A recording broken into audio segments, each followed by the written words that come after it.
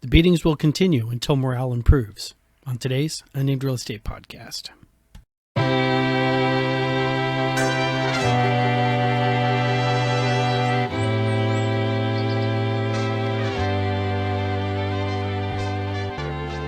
You know, the problem with recording a teaser like that is now I got Sonny and Cher's The Beat Goes On stuck in my head.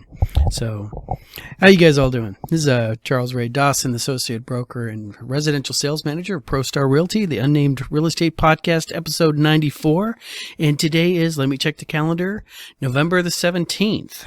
All right, so guess this means we have about 40 days, 30-something days till Christmas. Anyways, hope you got your shopping started, because I sure as hell haven't. So I'm really lousy at that, by the way. It's like, I keep thinking, I need to start looking. And then, oh shit, guess I'm running down to Circle K to pick up stocking stuffers. So hope you guys are having a good week. Let's start talking about what's going on. It's getting near to the end of the year right now. We are in November. November is usually when the great slowing of the market traditionally happens, and it sure as hell is going on right now. We're seeing inventory is actually starting to come down for the third consecutive week. We'll go over those numbers in a bit. Pendings and under contracts have gone up a little bit, but Tina's saying over there that demand is actually still slowing, and we're going to see this for the rest of the year. In other news, real estate is still trying to piece together what happened to them in the third quarter, and now that they're looking at their fourth quarter, they're starting to make those last-minute changes out there in the market to try to maintain some essence of profitability for some of the big players. So I've just been sitting here going through the various news sources and what's been going on with all of that. Compass is looking like they're going to have to do some last-minute... Is it Compass? Oh, boy, what was that?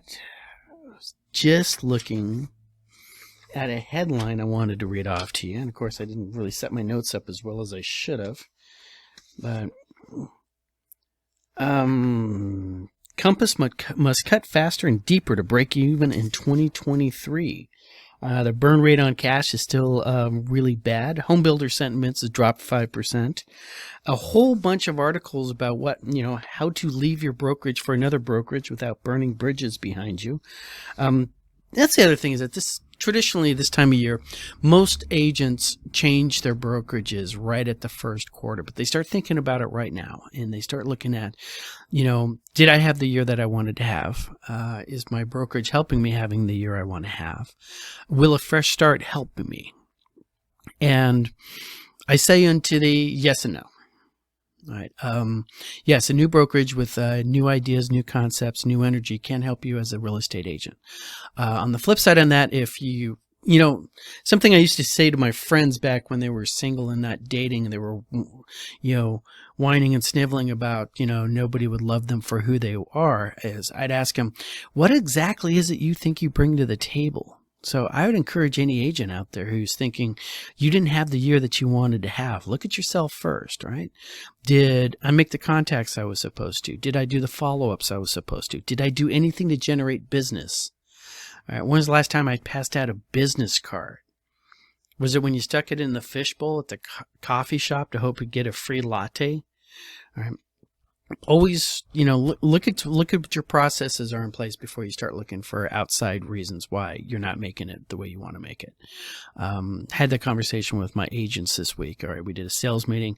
It is November, and I'm encouraging them to think about, hey, this is where we start doing business planning for next year. We're blessed by having a slow end of the year season. This gives us time to get ready, recharge, refuel, and get ready to attack the next year. So as and this works for all industries and stuff. And, it's like, business planning. If you don't want this year to be like last year and next year to be like this year, what are you going to do different? Right? Come up with something concrete. Write it down. So a mechanism you can use for this is figure out your big why. Why am I doing this? Why am I here? Why does God hate me? All right. Start looking into that question. All right. Once you figure out why you're doing what you're doing and what you hope to accomplish from it, start backing out of that and coming up with a detailed plan on how to get to where you want to be. All right. So it's not just for real estate, guys. You can do that with your own personal life. If for some reason you want to bounce an idea, you can contact me at any of the contact information below. I'd be happy to have a chit chat with you and just go, okay, what is it you want out of life, right? Why do you think you're not getting it? What are the obstacles you think are holding you back, right? Sometimes a second party looking at you. If you have a really good friend who would be brutally honest with you out of pure love, hey, ask him, hey, what do you think the problem with all my failed relationships are? Spoiler alert, it's probably you. All right. That's a whole different conversation, though. But let's look what else is going on out here in the market. Everybody's starting to figure out what they're going to do with the next onboarding market. As we were talking about earlier, that we think the interest rates are going to be going down. One of the lenders that I'm dealing with was advertising 6%, like a flat 6 for a 30-year fixed loan, conventional. That, as things keep trickling down, it does look like we'll be hitting those 5s, like Barry was talking about a couple of weeks ago. So that seems to be coming to pass. The other issue along those lines is sounds like the Fed is no longer talking about another 0.75 rate increase next month. There are people actively talking about they only might go a half. All right, remember, we saw the interest and the inflation rate numbers, CPI, go down a couple of weeks ago, as projected by Barry. So I'm not saying this guy is going to be perfect all the time, but he does seem to have called this one pretty good. As those interest rates going down, if first week or two of January is a hot week anyways. That's when the holidays are done and people really start thinking. I think if we tie in the normal seasonality that kicks in during January up through, March, April, May into June, all right, with 5% interest rates, I think we're going to have a really, really good spring. So if you're an agent watching this, I really encourage you get in position to take advantage of this, what we're going to see. If you're looking at selling, it's be a really good time to start looking at, hey, how can I get my house ready to go? Right, to get, be able to take advantage of what's going to be happening in the spring. Boxing Day is a great day, the day after Christmas, to get rid of all that crap you need to get rid of. So, anyways, what else we got going on here? Article about Popeyes. I don't believe in Popeyes, so we won't even talk about that. Tina announced on the 14th of this month that we are indeed officially across the board in all markets in a buyer's market. So the last few holdouts have fallen, and now we are well in. That's an example of the chart she was showing. We're at the very bottom of that, as you can see. So what else? All right, market updates for all things. We're still showing, see, I'm still looking at this, and I'm still seeing Paradise Valley, Scottsdale, and Fountain Hill still having a high comfort index market. Actually, you could say Paradise Valley is now in balance. Cave Creek is in balance, but Phoenix and everything else.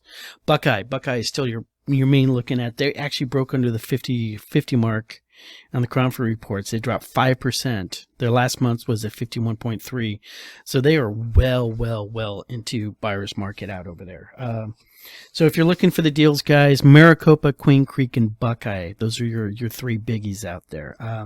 Avondale, and then the bulk of everybody seems to be between Surprise, Peoria, Gilbert. They're all in the mid-70s. Goodyear, Mesa, Tempe's sitting at 84. Glendale's at 84. Chandler's at 85. Phoenix is 88.7. Remember, anything below 90 is considered a buyer's market. So, no real number change there. In fact, let's hit the numbers real quick, and I'll show you what's going on with that.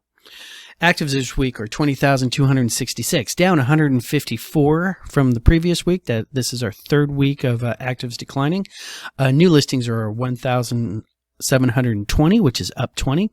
Our pendings this week are 1,050, up 32. Under contracts looking for backups is 633, up 6. Contracts with buyer contingency are at 73, down 6. Closings last week were 1,148, and coming soon to an MLS near you is 475. That's a very low amount, and we expect to see new listings coming in, starting to drop down, even though we did spike up. Okay, so we're up 20 from last week, right? But we're expecting to see new listings going into the holidays keep dropping off because nobody wants to show the house while they're trying to have Christmas. All right. And yes, strangely enough, I have received calls from people who wanted to see houses on Thanksgiving. All right. don't know what we're going to do with those people who's like, yeah, it's Thanksgiving. Can you have your entire family and grandma go sit in the front yard while we go through and wander through your kitchen?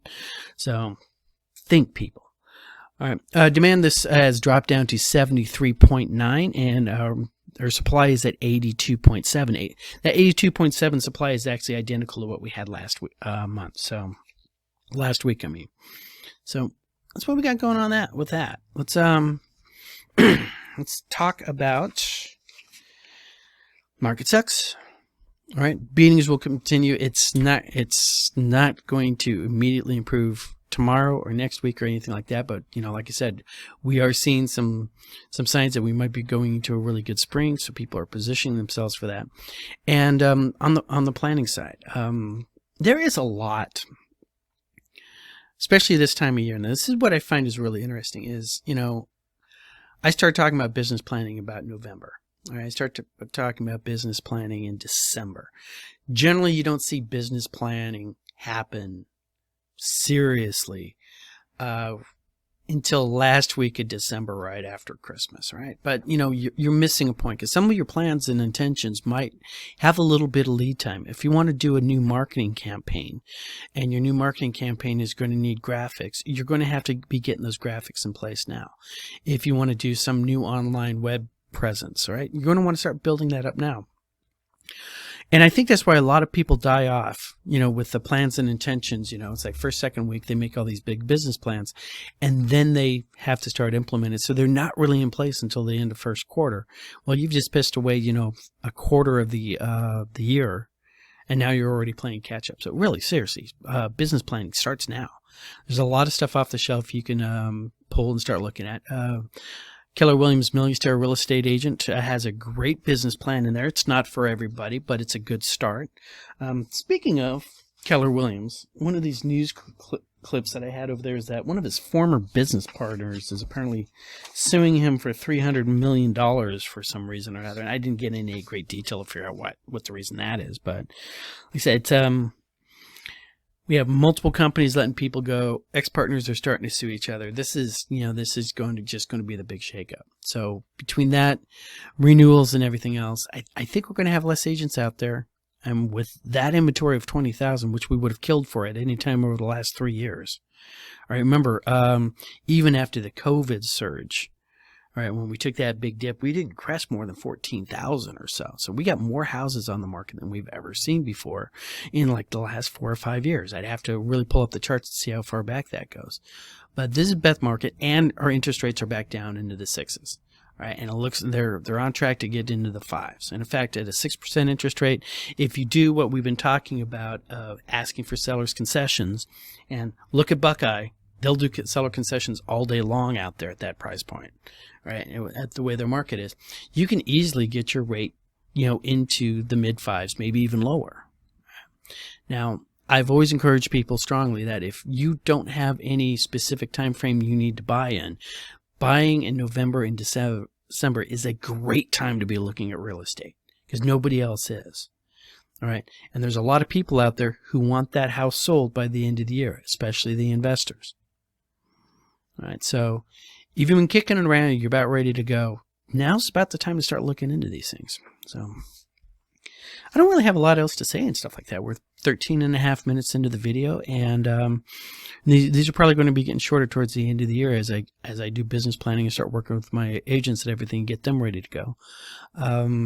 So thank you very much for watching. You guys have a great weekend. I'm going to quit saying, always watch your children and pets around the water.